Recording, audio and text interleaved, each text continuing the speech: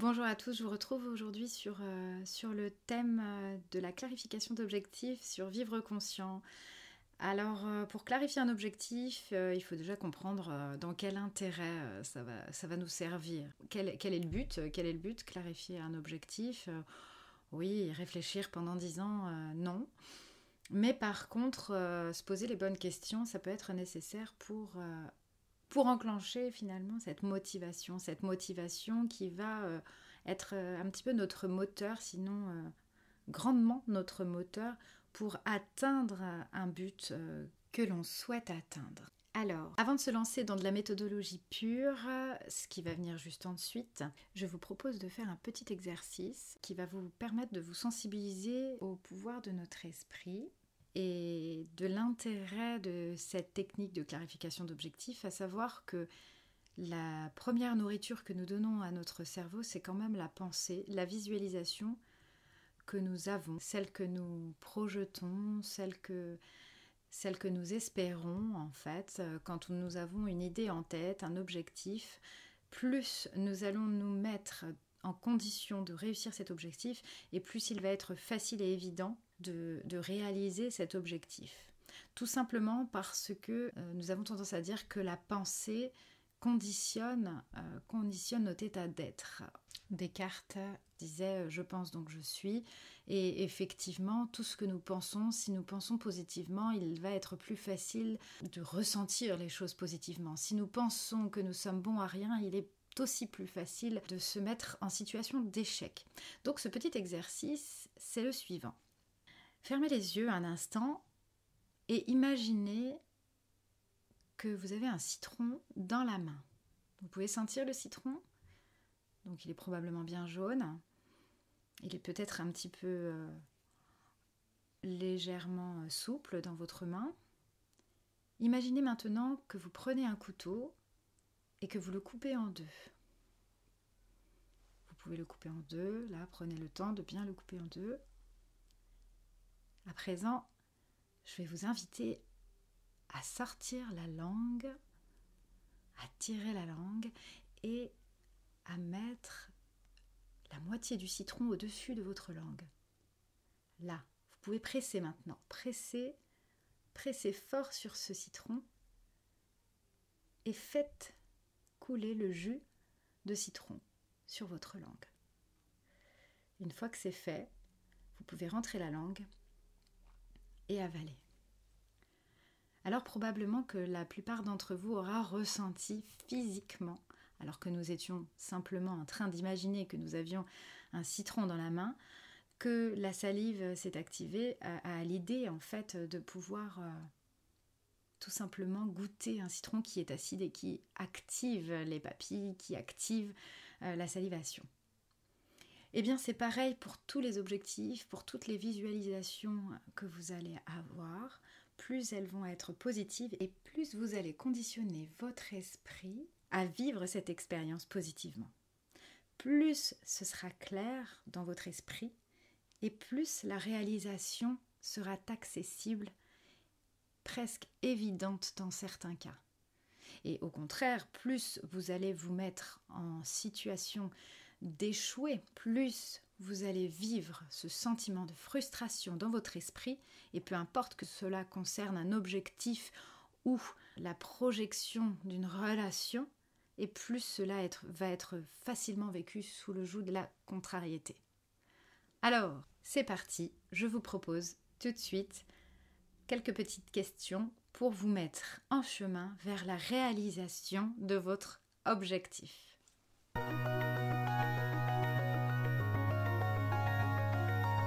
Pour commencer cette clarification d'objectif, je vous invite à prendre une feuille de papier, un stylo ou un crayon de papier, ce que vous préférez, et à vous mettre tout de suite en route vers cette clarification d'objectif.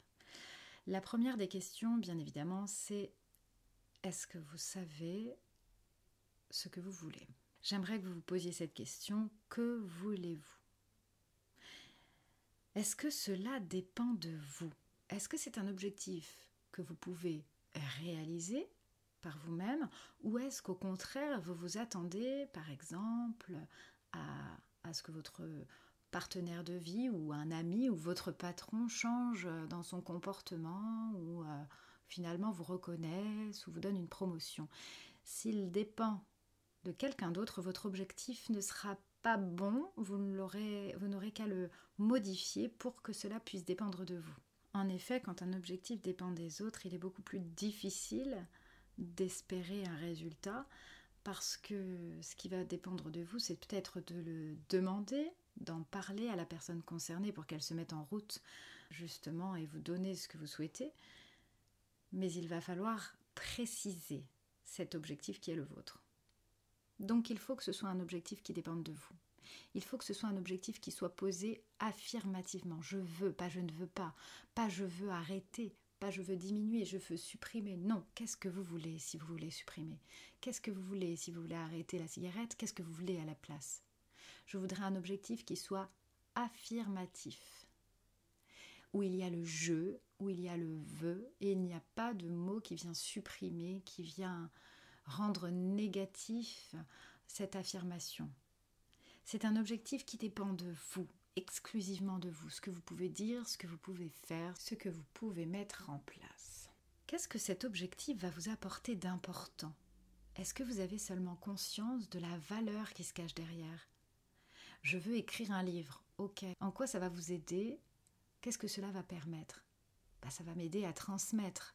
J'aimerais vraiment transmettre mes idées, j'aimerais vraiment transmettre tel sujet, j'aimerais transmettre. Bon, à présent, où et dans combien de temps vous souhaitez réaliser cet objectif?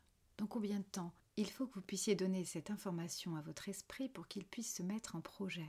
Dans combien de temps? C'est sur le court terme, sur le moyen terme. N'allez pas trop loin dans le futur parce que vous risquez de perdre votre cerveau. Le cerveau, rappelez-vous, il est dans le présent. Et c'est que le mental qui vit dans le passé ou dans le futur, mais dans le présent, vous avez vécu l'expérience du citron, vous avez probablement ressenti votre salive, c'était dans le présent. Donc il faut quand même que ce soit quelque chose que vous puissiez vraiment visualiser. Votre objectif est-il matériellement réalisable? Est-ce qu'il est concret? Est-ce que vous allez pouvoir le palper? Comment il est cet objectif?